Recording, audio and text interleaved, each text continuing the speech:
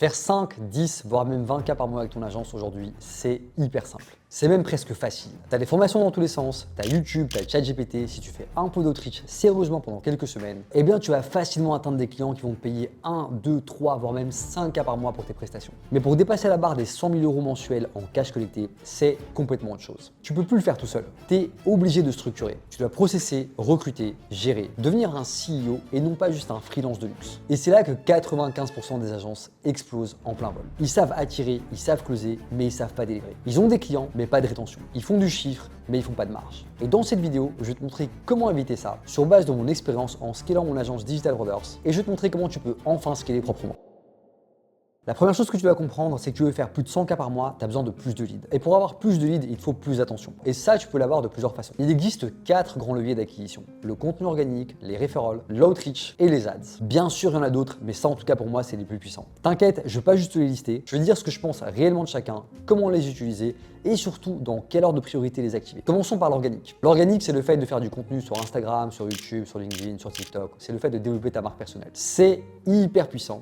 Mais par contre, c'est super long. Si tu as le temps et que tu as de l'argent et que tu as 1 ou 2 ans devant toi avant de pouvoir scaler, si tu es prêt à poster tous les jours, si tu es prêt à t'investir à fond pour construire une audience, eh bien c'est génial. Mais si tu as besoin de cash d'ici les 3 prochains mois et que comme moi tu valorises plus les euros sur ton compte en banque que ton nombre de followers, eh bien l'organique ça va pas être ta priorité. Tu peux pas miser là-dessus pour générer tes premiers 10, 20, 30 000 euros par mois. Tu vas perdre ton temps, tu vas perdre de l'énergie et surtout tu risques de te démoraliser. Donc oui, faire de l'organique c'est cool, mais pour moi tu dois le faire seulement après avoir enclenché une machine à générer des leads. La deuxième méthode c'est les referrals ou bien ambassadeurs ou bien bouche à oreille. Et ça c'est super simple, tu vas chercher des gens qui ont déjà ton audience ou ton client idéal et tu vas simplement leur proposer de t'envoyer des clients. Cette base ça peut être donc tes clients actuels, donc le fameux bouche à oreille. Ça peut être des partenaires, donc des affiliés ou des ambassadeurs à qui tu vas donner des commissions. Ça peut être des influenceurs dans ta niche. Et ça, c'est super intéressant. Mais encore une fois, ça reste incertain. C'est imprédictible. Il faut que tu trouves ton partenaire. Il faut qu'il teste ton offre. Il faut qu'il accepte de te recommander. Et toi, tu vas lâcher une grosse partie du chiffre que tu génères en commission. Donc ça peut marcher, mais c'est pas ce qui va structurer ton acquisition. La troisième méthode, c'est l'outreach. Bon, là, on commence à parler de choses sérieuses. L'outreach, c'est le fait de contacter automatiquement des personnes sur LinkedIn, sur Insta, par email ou bien par téléphone. Et donc, ce que tu vas faire, c'est que tu vas les interrompre, tu vas susciter leur intérêt, tu vas créer une conversation, tu vas leur proposer un appel et c'est là que tu vas vendre. C'est super puissant, surtout si tu sais à qui tu t'adresses. Là, au moment où je te parle, j'ai mon outreach sur LinkedIn qui tourne. Il ajoute des gens dans ma niche, il leur envoie des messages, il ouvre des conversations. Et derrière, j'ai un setter humain qui reprend la main, qui termine la conversation et qui les prend en call. C'est 100% ciblé, 100% personnalisé. Et l'outreach, c'est une arme de prospection qui est redoutable. T'as pas besoin de budget pub. Tu vas chercher ton cash à la main, mais c'est super important de bien le faire et de pas envoyer des tartines comme ça à copier-coller. Il faut que tu personnalises un minimum.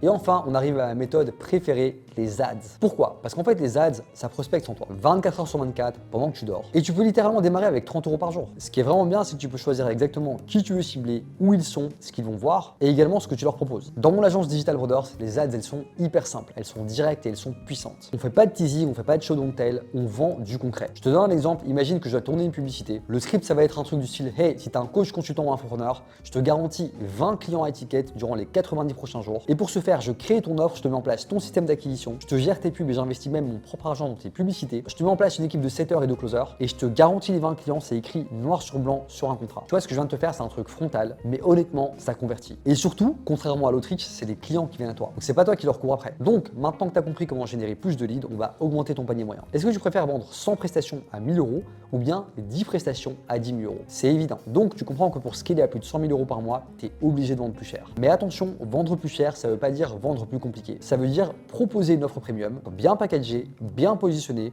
avec une valeur perçue qui est claire. Et c'est là que beaucoup de gens se plantent. Ils font des offres fourre-tout. Ils jettent plein de trucs comme ça dans leur offre pour justifier leur prix. Et au final, le prospect, il est complètement perdu. Il comprend rien, il ne signe pas. Et toi, tu t'enfermes dans un truc qui est hyper complexe. Donc, ce que tu dois faire, c'est identifier une vraie douleur, proposer une vraie promesse et créer une offre qui est lisible, désirable et premium. Je te donne un exemple. Admettons que tu ne sois pas une agence mais un coach sportif. Tu promets une perte de 5% de masse graisseuse en 90 jours. C'est clair, c'est mesurable et c'est précis. Une fois que la personne atteint les résultats escomptés et que tu as résolu son problème, tu lui proposes une autre solution. Maintenant qu'elle a des bourrelets, tu vas lui proposer une prise de masse, un accompagnement long terme avec éventuellement une vente de compléments alimentaires. Et tu vois, c'est là que tu augmentes ta LTV, donc ta lifetime value. Et c'est comme ça que tu passes d'une vente à moins de 1000 euros à un client qui te rapporte plus de 5000 euros. La troisième étape, c'est les systèmes. Si tu veux gérer 20, 30, 40 clients de manière simultanée, tu es obligé d'avoir une machine qui est bien huilée. Il te faut un onboarding qui est automatique, une livraison qui est fluide, il te faut un suivi clair et un support qui est réactif. Et surtout, il te faut un maximum d'automatisation et d'IA. Je te donne un petit exemple. Dans nos accompagnements, on a une IA qui contient tous nos modules. On a injecté littéralement tous nos modules,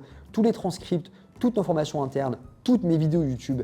Et dès qu'un client nous pose une question, en fait, l'IA va lui répondre. Et bien sûr, tu as un humain derrière qui va reprendre la main si besoin. Le résultat, c'est que le client peut poser sa question 24 heures sur 24. On a un système qui promet une réactivité, une scalabilité et une qualité. Mais bien sûr, tout bon business ne peut pas fonctionner sans humain. Ce qui m'amène donc au quatrième point, le recrutement. Si tu veux scaler, tu dois apprendre à recruter. Et surtout, tu dois comprendre comment recruter malin. Moi, je suis un grand fan de l'offshore. Si tu bosses en remote, tu as accès à des talents qui sont exceptionnels dans des pays qui sont beaucoup moins chers que la France. Et imagine que tu leur donnes les bons outils, comme par exemple ChatGPT, que tu leur donnes les bons process. En fait, c'est comme si tu les mettais sous stéroïdes. Tu vois, moi, j'ai une partie de mon équipe qui est en Inde. Et là-bas, le salaire moyen, c'est 400 $.